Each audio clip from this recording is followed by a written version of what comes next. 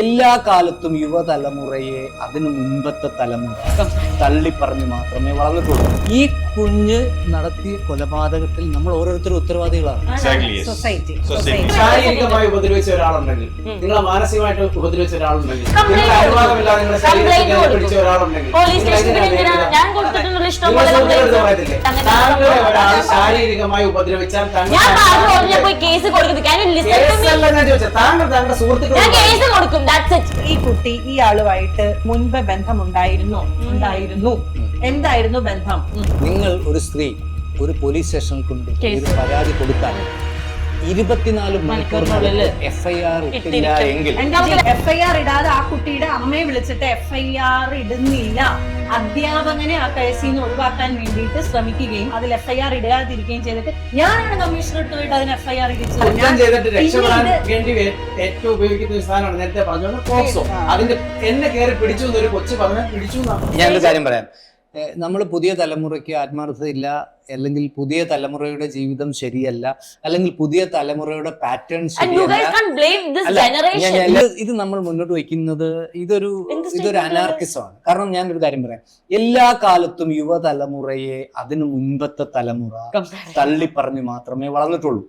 കാരണം എല്ലാ തലമുറയുടെയും അവരുടെ കാലം, അവരുടെ ജീവിതത്തിൽ യൗവനം നല്ല കാലമായിരുന്നു, ദ ബെസ്റ്റ് ആണ്. അതിനുശേഷം വരുന്നവർക്ക് ചിലപ്പോൾ നമ്മളെക്കാൾ ബെസ്റ്റ് ആയിരിക്കാം, ഇവരെക്കാൾ ബെസ്റ്റ് ആയിരിക്കാം, മനസ്സിലായില്ലേ? അപ്പൊ ഇവർ ഇതേപോലെ അവരെ ബ്ലെയിം ചെയ്യാനും സാധ്യതയുണ്ട്. ഇവിടെ നമുക്ക് ആ തലമുറയ്ക്ക് ആത്മാർത്ഥത ഇല്ലെന്നും അവർക്ക് ജീവിതമില്ലെന്നും ജീവിതത്തിന് സുഖമില്ലെന്നും രസമില്ലെന്നും നമ്മൾ ധരിക്കുന്നതിൽ നമ്മൾ വലിയ തെറ്റുകാരാണ്. നമ്മൾ അത് അങ്ങനെയെങ്കിൽ ഞാൻ ചോദിച്ചിട്ട് ഒരു 13 വയസ്സുകാരി ചെയ്ത കൊലപാതകവുമായി ബന്ധപ്പെട്ട കാര്യമാണ്. അല്ല, അതാണ് ആൻഡ്രൂ. ഇതിനകത്ത് പ്രോബ്ലം എവിടാന്നറിയാം. ഇപ്പൊ ബിജി അല്ലെങ്കിൽ ബെന്നി സാർ, നമ്മൾ ഈ കുഞ്ഞ് നടത്തിയ കൊലപാതകത്തിൽ നമ്മൾ ഓരോരുത്തരും ഉത്തരവാദികളാണ്. മനസ്സിലായില്ലേ? നമ്മൾ ഓരോരുത്തരും ഉത്തരവാദിയാണ്. ഇല്ല, 13 വയസ്സുകാരി കൊട്ടേഷൻ കൊടുത്തൊരു ടീമിനെ എത്തിച്ച് കൊലപാതകം നടത്തി, അതിൽ കൊലപാതകം കഴിഞ്ഞു. അതിൽ കൊലപാതകം എന്നൊക്കെ പറയുന്നത് ചിലപ്പോൾ വിമർശിക്കപ്പെട്ടേക്കാം.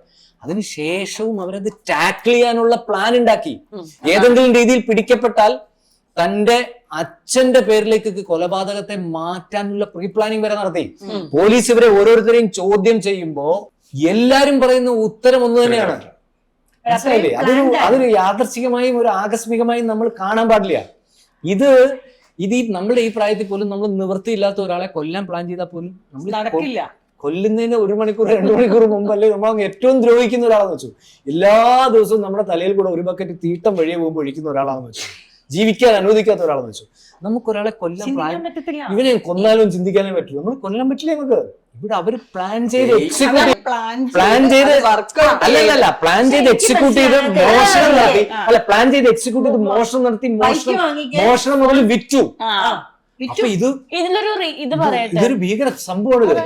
അല്ല, അത് കഴിഞ്ഞ് എന്തുകൊണ്ടാണ്, ഇത് കഴിഞ്ഞുള്ള കാര്യങ്ങൾ എന്തുകൊണ്ടാണ്?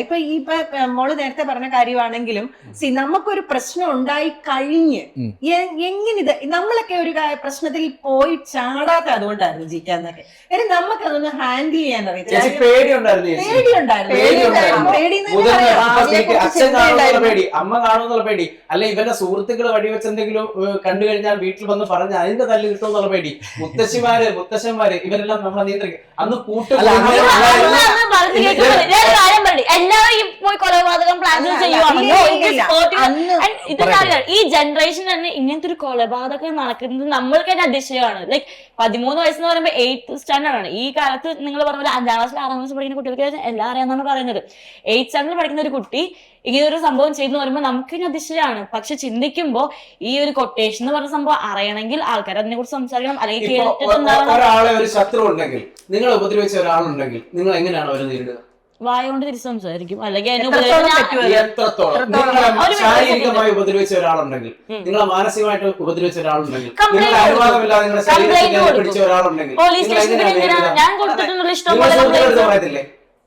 ഞാൻ കംപ്ലൈന്റ് കൊടുക്കും. ഞാൻ പറഞ്ഞല്ലോ, ഐ വിൽ കമ്പൈൻഡിൽ വെച്ച് നിങ്ങൾക്കൊരു എനിക്കൊരു പ്രശ്നം ഉണ്ടായാൽ നിങ്ങൾ നിങ്ങളുടെ സുഹൃത്തുക്കളോട് പറയുമോ? ഒരു പരിധിയിലധികം ഞാൻ ചോദിക്കുന്നത് താങ്കളുടെ ഒരു ബാഡ് ടച്ച് ഉണ്ടായാൽ പേരൻസ് അല്ല, താങ്കളുടെ സുഹൃത്തുക്കളോട് ഇത് ഷെയർ ചെയ്യുമോ ഇല്ലേ?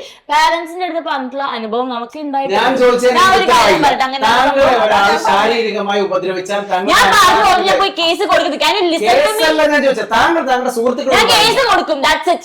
സുഹൃത്തുക്കളോട് പറയില്ല. ഇല്ല. സുഹൃത്തുക്കൾ എന്റെ അമ്മയാണ് എന്റെ ഏറ്റവും വലിയ സുഹൃത്ത്. ഞാൻ അമ്മയുടെ തന്നെ എന്റെ എല്ലാ പ്രശ്നവും പോയി പറഞ്ഞിട്ടുള്ളതും ഞാൻ പറഞ്ഞിട്ടായിരുന്നല്ലോ ഫസ്റ്റ് തന്നെ എനിക്ക് എന്ത് പ്രശ്നമായാലും എന്റെ അമ്മയുടെ ഓപ്പണായി പറയാനുള്ള സ്ത്രീ എനിക്ക് തന്നിട്ടുണ്ട്. I will tell her and she will come with me to file case. Then ഞാൻ ഒരു പോലീസ് സ്റ്റേഷനിൽ എന്തായിരിക്കും നെക്സ്റ്റ് സ്റ്റെപ്പ്? നെക്സ്റ്റ് സ്റ്റെപ്പ് അവര് അന്വേഷിക്കും. എന്നിട്ട് കേസ് എടുക്കും. ഈ നമുക്ക് ഈ പറയുന്ന പ്രതിയെ നമ്മുടെ മുമ്പിൽ കൊണ്ടുവന്ന് അവന് ശിക്ഷിക്കപ്പെടണമല്ലോ. അവിടെ വരെ നമ്മൾ എങ്ങനെ ഒരു എക്സ്പീരിയൻസ് പറ. എന്റെ പോലീസ് സ്റ്റേഷനിൽ പോയി കംപ്ലൈന്റ് കൊടുത്തു, എന്നിട്ട് എനിക്ക് ഒരാൾ അശ്ലീലമായ ഒരു ചിത്രം അയച്ചു തരികയും ഞാൻ അത് എന്റെ അമ്മയുടെ അടുത്ത് പറയുകയും നമ്മൾ രണ്ടുപേരും കൂടെ പോലീസ് സ്റ്റേഷനിൽ പോയി കേസ് കൊടുക്കുകയും സൈബറിൽ പോയി കേസ് കൊടുക്കുകയും ചെയ്തിട്ടുണ്ടായിരുന്നു. അവിടെ പോലീസുകാർ അവരെ ട്രേസ് ചെയ്ത് വിളിച്ചു വരുത്തി വേണ്ട നടപടി എടുത്തിട്ടുണ്ട്, FIR ഇട്ടിട്ടുണ്ട്, എല്ലാം പ്രശ്നം ആ രീതിയിൽ പോയിട്ടുണ്ട്, വേണ്ട കേസ് അവർക്ക് കിട്ടിയിട്ടുണ്ട്. അതാണ് ഉണ്ടായിട്ടുള്ളത്. അത് എവിടെ എത്തി? അയാള് റിമാൻഡ് ആയി. പിന്നെ എന്താ മാം ഉദ്ദേശിക്കുന്നത്? എനിക്ക് മനസ്സിലാവുന്നത് അതെ, സൈബർ പോലീസ് സ്റ്റേഷനിൽ കൊടുത്തു, പ്രതിയെ റിമാൻഡ് ചെയ്തു. ബിക്കോസ് കേസ് നടത്തി. മനസ്സിലായില്ല. അപ്പൊ എന്താ പറയുന്നത്? നിയമം കയ്യിലെടുക്കണമെന്നല്ല. എന്നെ ഒരാൾ ഫോണിൽ ഒരു അശ്ലീല അയച്ചു. ഈ അയച്ച ആളുമായിട്ട് എന്റെ ബന്ധം, ഈ ചാറ്റ് ഹിസ്റ്ററികള്, ഈ കുട്ടി അതിന് എൻകറേജ് ചെയ്തിട്ടുണ്ടോ എന്ന് നോക്കണം. ഇതെല്ലാം കഴിഞ്ഞ് പോലീസ് സ്റ്റേഷനിൽ നമ്മളെ വിളിപ്പിക്കും, CI വിളിപ്പിക്കും. അവരുടെ എല്ലാം മുമ്പിൽ വെച്ച് ആദ്യം തന്നെ ഇത് മുമ്പോട്ട് പോകുമ്പോഴുള്ള കോൺസിക്വൻസസ് ഒരു SIO ഒരു CIO കുട്ടിയുടെ അമ്മയോട് പറഞ്ഞു കൊടുത്തിരിക്കും. എന്ത് പറഞ്ഞു കൊടുത്തിരിക്കും? ജീവിതം നശിക്കുമൊന്നുമല്ല, ജീവിതം നശിക്കുമെന്നല്ല. നിങ്ങളെ മുമ്പിൽ ഇരുത്തി പറയും, ഈ കുട്ടി ഈ ആളുമായിട്ട് മുൻപ് ബന്ധം ഉണ്ടായിരുന്നു. എന്തായിരുന്നു ബന്ധം? ഇവര് തമ്മിൽ നേരത്തെ മെസ്സേജ് അയക്കുമായിരുന്നു. ആ സമയങ്ങളിൽ ഇവര് ചാറ്റ് ചെയ്തിട്ടുണ്ട്. ഓക്കെ, X or Y ഇല്ലെങ്കിലും ഉണ്ടെങ്കിലും ഇനി ഈ വ്യക്തിയുമായി ബന്ധം ഉണ്ടായിരുന്നില്ല എന്ന് തെളിയിക്കണം. ബന്ധമുണ്ടായിരുന്നെങ്കിൽ അത് തെളിയണം. പറഞ്ഞിട്ടുണ്ട്. വേറൊരു സംഭവം അറിയാം, ഞാൻ കേസിൽ പ്രതിയായിട്ടുള്ള ആളാണ്. മനസ്സിലായോ? എനിക്കറിയാം. മനസ്സിലായല്ലോ. നിങ്ങൾ ഒരു സ്ത്രീ ഒരു പോലീസ് സ്റ്റേഷനിൽ കൊണ്ടുപോയി ഒരു പരാതി കൊടുത്താൽ 24 മണിക്കൂറിനുള്ളിൽ FIR ഇട്ടില്ല എങ്കിൽ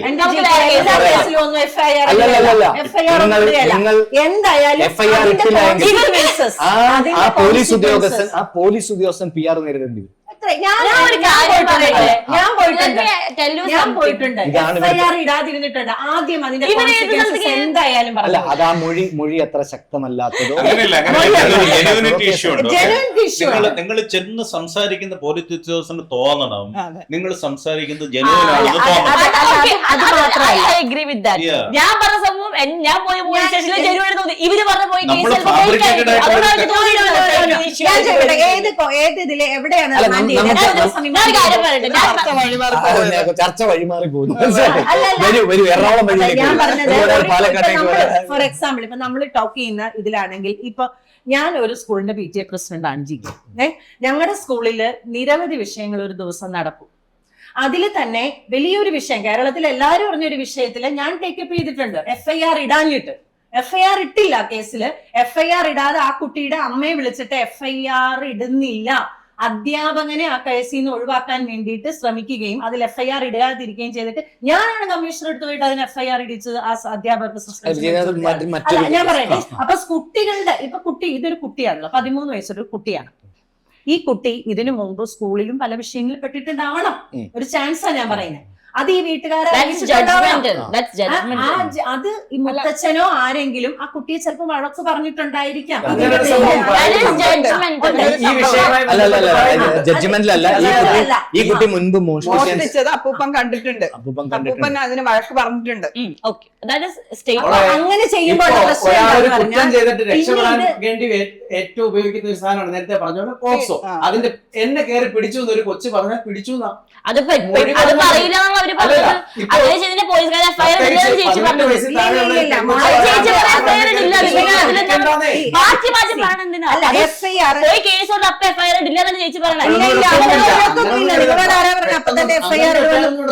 പിന്നെന്താണ് നിങ്ങൾ പറഞ്ഞത്? അപ്പൊ ഇപ്പൊ പോവാൻ പറ്റുമോ? അല്ല നമുക്ക് എന്തുകൊണ്ട് 13 വയസ്സുള്ള ഒരു മിനിറ്റ്, പോസ്കോ കേസ് യൂസ് ചെയ്യുന്നും പറയുന്നുണ്ട്, പോസ്കോ കേസ് പറഞ്ഞു കഴിഞ്ഞാൽ പോയി FIR ഇടില്ല എന്നും പറയുന്നുണ്ട്. എന്താ ഉദ്ദേശിക്കുന്നത്?